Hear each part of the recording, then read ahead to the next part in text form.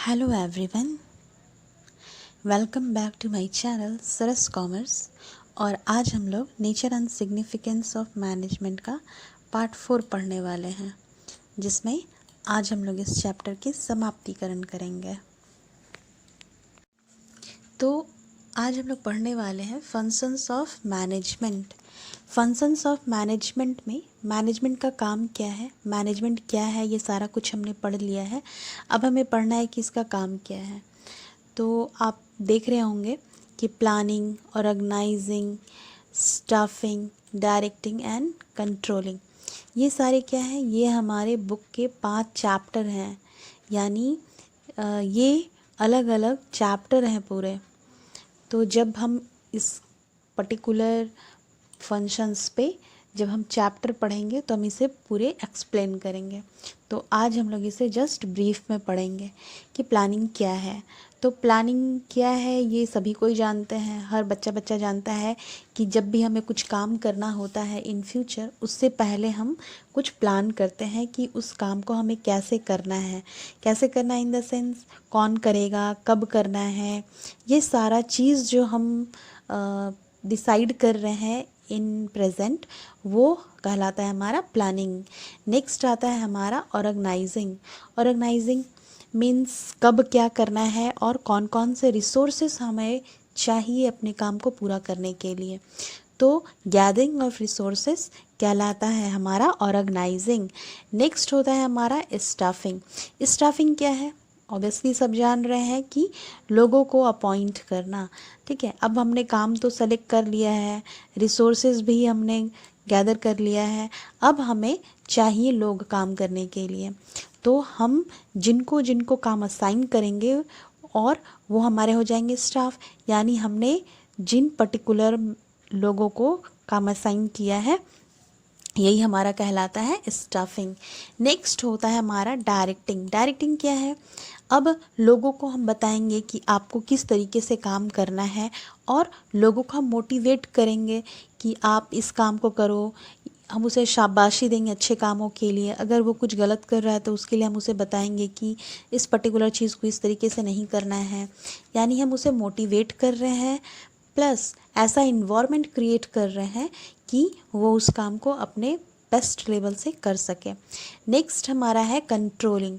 Controlling means अब मान लीजिए हमने प्लान किया था कि 1000 प्रोडक्ट हम बनाएंगे।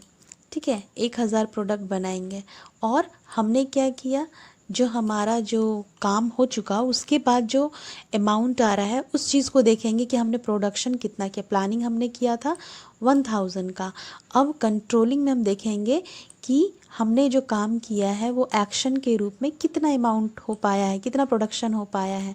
तो हम देख रहे हैं कि ये मात्र 800 है, यानी एक्चुअल काम 800 हुआ है, प्रोडक्शन 800 हुआ है, लेकिन हमने प्लान किया था 1000 का।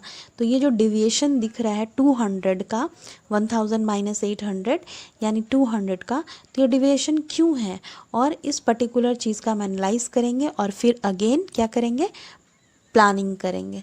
इस प्रकार तो समझ में आ गया आपको कि planning, organising, staffing and directing, controlling क्या है।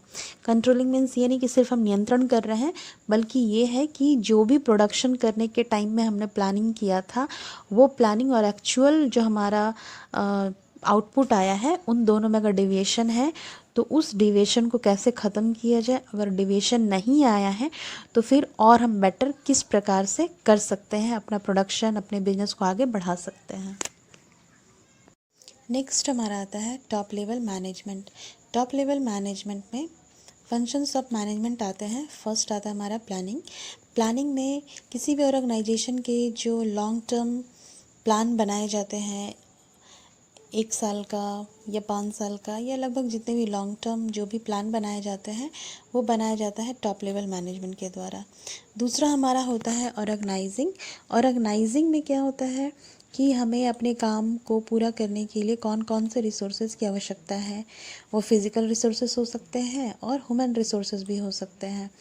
तो इन सभी रिसोर्सेज को गैदर करना कहलाता है हमारा ऑर्गेनाइजिंग, और ये काम किसका है, टॉप लेवल मैनेजमेंट का, जिसमें एमडी, सीईओ, चेयरपर्सन, ये सारे लोग आते हैं।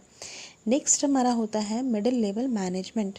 मिडिल लेवल मैनेजमेंट का काम क्या है? स्टाफिंग, यानी हमने प्लान कर लिया, ऑर्गेनाइज कर लिया। अब मिडिल लेवल का काम आता है कि वो लोगों को काम असाइन करे, काम दे, ताकि हम अपने गोल को पूरा कर पाए। नेक्स्ट हमारा आता है lower level management. Lower level management में फंक्शंस ऑफ मैनेजमेंट क्या है? फंक्शंस ऑफ मैनेजमेंट है डायरेक्टिंग, यानी लोगों को मोटिवेट करना कि यस बिल्कुल आपसे होगा, आप अच्छे काम करो, और यस शाबाश आप करो, और आपका सारा काम होता रहेगा, और आप अपने बेस्ट लेवल को दो ताकि आपको सैलरी अधिक मिले, आपका प्रमोशन जल्दी हो। इस तरीके से लोअर लेवल मैनेजमेंट लोगों को क्या करते हैं? मोटिवेट करते हैं। नेक्स्ट हमारा आता है कंट्रोलिंग। कंट्रोलिंग में क्या है कि जो हमारा प्लान किया गया था, जिस टारगेट को हम लोग अचीव करना चाह रहे थे, क्या हमने उस टारगेट को अचीव किया है? तो कंट्रोलिंग में हम ये देखते हैं। और कंट्रोलिंग करना किसका काम है? कंट्रोलिंग देखने का काम होता है हमारा लोअर लेवल मैनेजमेंट का। तो ये हो गए हमारे फंक्शंस ऑफ मैनेजमेंट, जिसमें टॉप लेवल मैनेजमेंट में प्लानिंग एंड ऑर्गेनाइजिंग आता है, और मिडिल लेवल मैनेजमेंट में स्टाफिंग, और लोअर लेवल मैनेजमेंट किसे देखते हैं? डायरेक्टिंग एंड कंट्रोलिंग को। तो अब हमारा नेक्स्ट आता है कोऑर्डिनेशन। कोऑर्डिनेशन को समझने के लिए हम लोग उससे पहले एक एग्जाम्पल समझते हैं। बहुत सारे लोग यहाँ पे होंगे जो क्रिकेट लवर होंगे। तो क्रिकेट लवर है तो हम एक एग्जाम्पल लेते हैं कि क्रिकेट में 11 प्लेयर्स होते हैं। अगर मान लीजिए जो हमारा टीम है उसमें हमारा बैटिंग है, तो दो लोग क्या करेंगे? दो लोग फील्ड में आएंगे और बैटिंग करेंगे। तो उन दोनों का पर्पस क्या है? एक यूनिफाइड पर्पस है कि उन्हें गेम जीतना है। तो गेम जीतने के लिए जो सबसे ज़रूरी बात है वो है उन दोनों के मूवमेंट में तालमेल होना। और उन दोनों के अगर मूवमेंट में तालमेल रहेगा तो हम अपना जो गेम है इजीली जीत पाएंगे। लेकिन जो हमारा अपोजिट टीम होगा वो हमारे इस लैक ऑफ कोऑर्डिनेशन को, तालमेल में जहाँ कमी आएगी, वो क्या करेगा?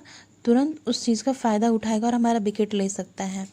तो हमें अपने मूवमेंट में तालमेल बनाना है ताकि हम उस गेम को जीत सकें।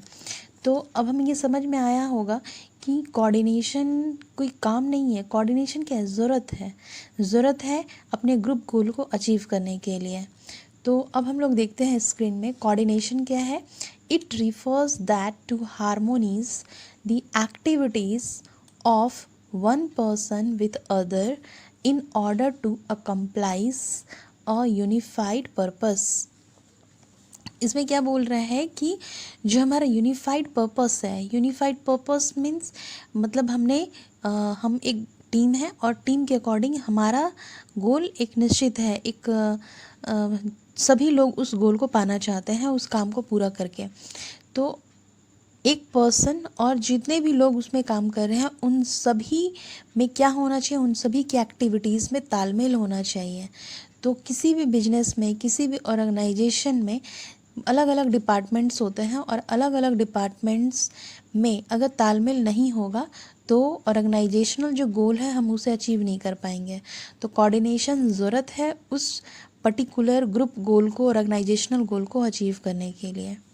अब हम आते हैं फीचर्स ऑफ कोऑर्डिनेशन की तरफ। फीचर ऑफ कोऑर्डिनेशन में हमारा जो पहला पॉइंट है वो क्या है? Integrates group efforts. इसमें क्या होता है कि जो कोऑर्डिनेशन है वो डायरेक्शन प्रोवाइड करता है, ग्रुप एफर्ट्स को इंटीग्रेट करता है एक पर्पसफुल एक्टिविटीज़ के लिए। यानी जो हमारे टीम है उन सभी को क्या कर रहा है? वो डायरेक्शन दे रहा है कि आपको किस ओर जाना है और किस गोल को अचीव करना है। जो आपका ग्रुप गोल है उसे अचीव करना है। नेक्स्ट हमारा आता है ensures unity of action. Ensures unity of actions में क्या है कि जो अलग अलग डिपार्टमेंट्स होते हैं किसी भी ऑर्गेनाइजेशन में, जैसे मान लीजिए प्रोडक्शन डिपार्टमेंट या परचेज डिपार्टमेंट, तो उन सभी में क्या होना चाहिए, एक यूनिटी ऑफ एक्शन होना चाहिए, सभी में तालमेल होना चाहिए। जैसे एग्जाम्पल मान लीजिए, जो परचेज डिपार्टमेंट है उसका बहुत ही क्लोज कोऑर्डिनेशन कहाँ होना चाहिए, एक तो फिनांस डिपार्टमेंट में और एक प्रोडक्शन डिपार्टमेंट में। यानी जब तक उसे फिनांस मिलेगा नहीं तब तक वो रॉ मटेरियल परचेज नहीं कर पाएगा, और परचेज नहीं कर पाएगा तो वो प्रोडक्शन डिपार्टमेंट को प्रोवाइड नहीं कर पाएगा। तो इस चीज़ का ध्यान कौन रखता है, कोऑर्डिनेशन। यानी अगर कोऑर्डिनेशन अगर बेहतर तरीके से है तो हम अपने ग्रुप गोल को इजीली पा सकते हैं। नेक्स्ट पॉइंट हमारा आता है कंटिन्यूअस ऑनगोइंग प्रोसेस।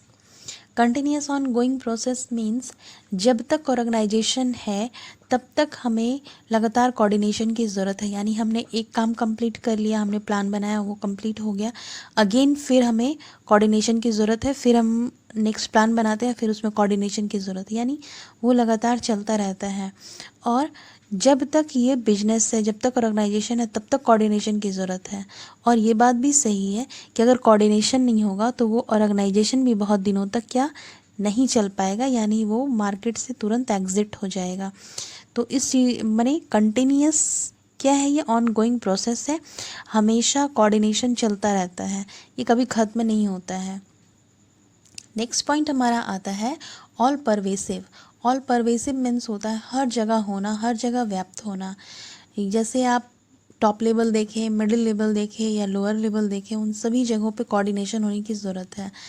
आप अपने स्कूल में देखें, अपने स्कूल में भी अगर टीचर्स में और आप में कोऑर्डिनेशन नहीं है तो एग्ज़ाम अच्छे से नहीं हो पाएगा, पढ़ाई अच्छे से नहीं हो पाएगा।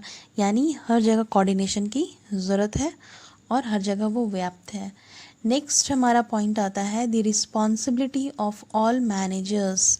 यानी कोऑर्डिनेशन हो ये इंश्योर कौन करेगा, सभी लेवल के मैनेजर्स।